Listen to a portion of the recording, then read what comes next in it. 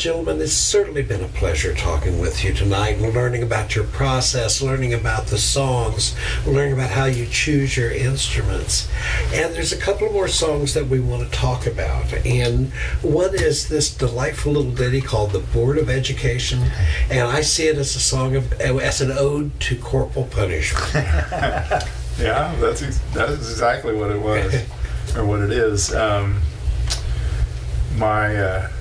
My parents had primarily my dad had a little piece of lumber that hung on the wall. I think they bought it at some Ozark thrift store or tourist store, but it had a little silk screened.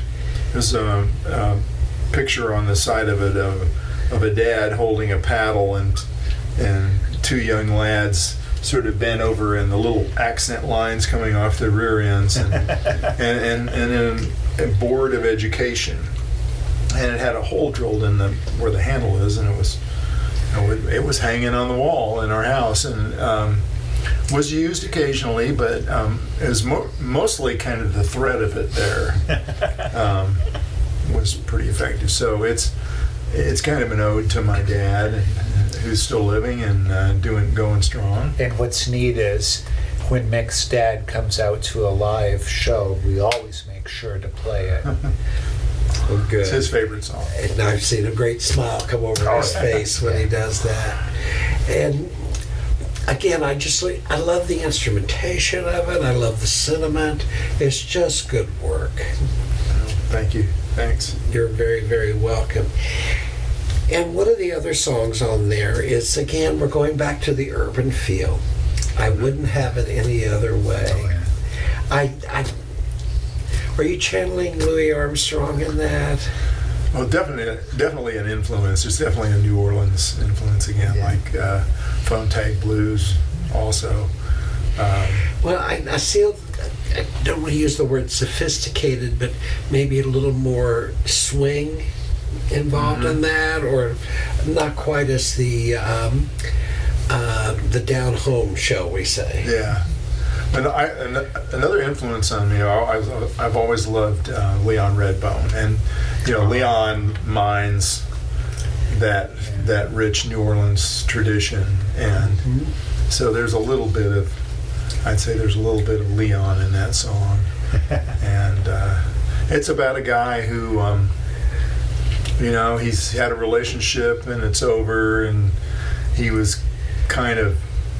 he came out on the short end of the tail end of the relationship, but he wouldn't have it any other way than the way it was, and wouldn't not go through that.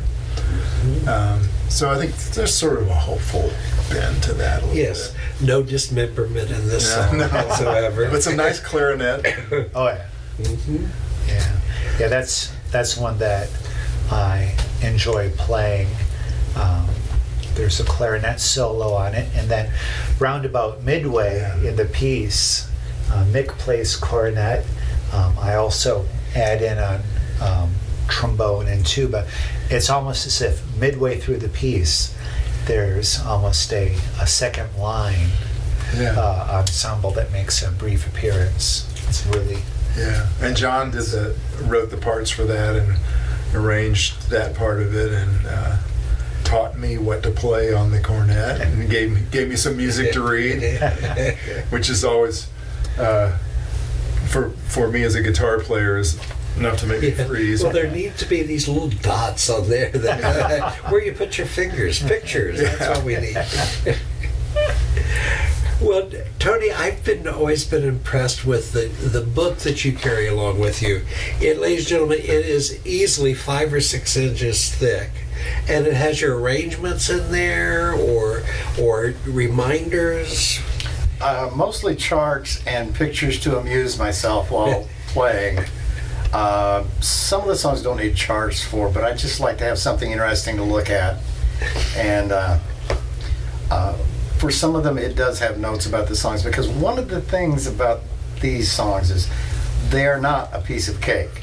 They are not something you can just plow through and trust your instincts to get through a song. So they're more than 1 4 5. Yeah. much more. That's the extent of my music knowledge, ladies and gentlemen. Thank you for joining us. Yeah, they're really challenging for me, and There's some twos. yeah, and then, Sometimes a 7.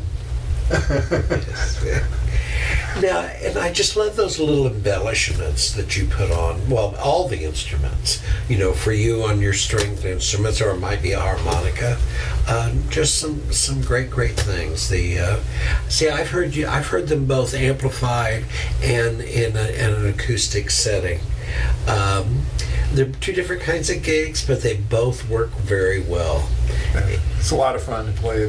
Eddie's referring to the courthouse, old courthouse here in Warrensburg, where we get a chance to play every fall by candlelight and unplugged, completely unplugged.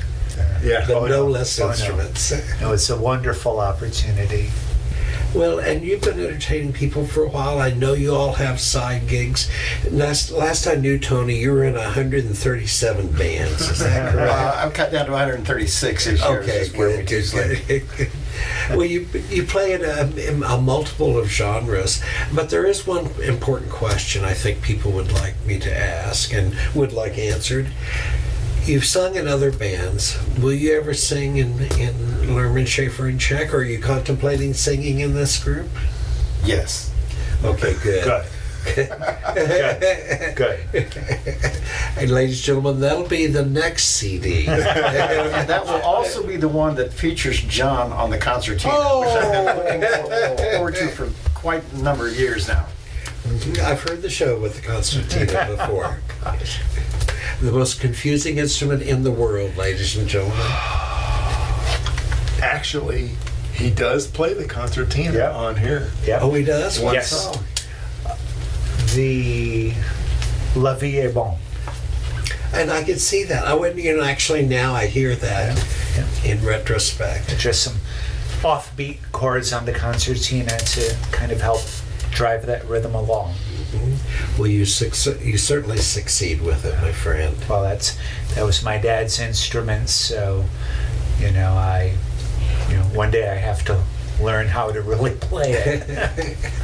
Well, one thing I'd like to ask before we wind this segment up, is there a particular gig that stands out in your memory that you'd like to share? Oh, gosh. Well, I love playing at the Cafe Blackadder because that's kind of where we were born as a group, where we really kind of came together. Where our live album was recorded. Exactly. Yes, it's not quite Cafe Society, No. but it's a wonderful society at the cafe. Yeah, absolutely. Yeah. Well, and you've played, isn't there a North Dakota gig? South Dakota. South Dakota, my That would apologies. probably be Yeah. the times we played up in South Dakota are the ones that stand out for me because my dad was living Yeah. there at the time after having spent most of his life in Wisconsin. But my sister lived in South Dakota, and so toward the end of his life, he moved there. And these fellows were,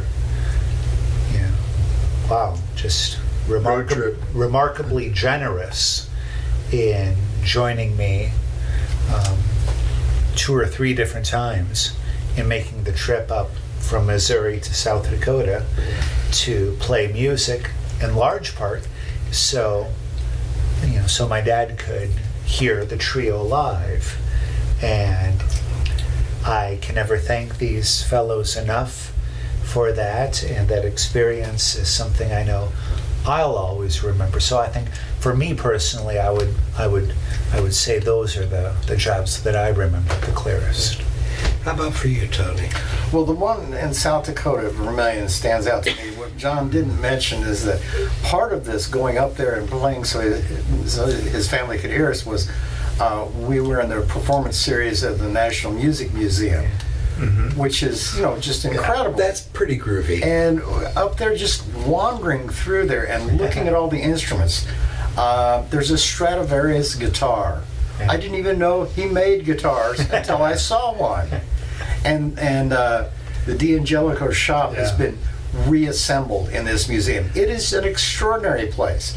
And I didn't know this till I got up there because John never told me that his sister was the curator of the coolest museum in the United States. So every kind of guitar you can imagine. And it's hard to pay back that kind of thing. But I have a couple of guitars that when I shuffle off this mortal coil are going to go up there. Nice. Because they've expressed an interest in them and they're going to have them. Wonderful. And those kind of things. Again, it's the connection with the people. And that was a sophisticated audience to play to. These are people who listen to a lot of music and they received us graciously and warmly. And I can't ever forget that. Other than that, I like every bar we've played. including a pizza bar in South Dakota named Raziel's that's no longer there. But it was a wonderful gig, and they made us a great poster and fed us great pizza. And 3 gigs in one day. Yeah. Wow. when we take a road trip, it's a serious road trip. Yes. Well, I know for me as a fan, my favorite gig of yours will be your next one. Oh, Mine it's too. beautiful. I'm looking forward to it. Yes, and there's shows upcoming, and I know you're talking to perhaps a booking in the Kansas City area. Yeah, our next show locally is going to be May 5th at the Cafe Blackadder. Magnificent food, magnificent entertainment, and just a good time will be had by all. Well, folks, again, thank you so much for listening to our series. You can catch out other segments of this interview series with Luehrman, Shaffer, and Check, the gentleman behind 12-Piece Trio.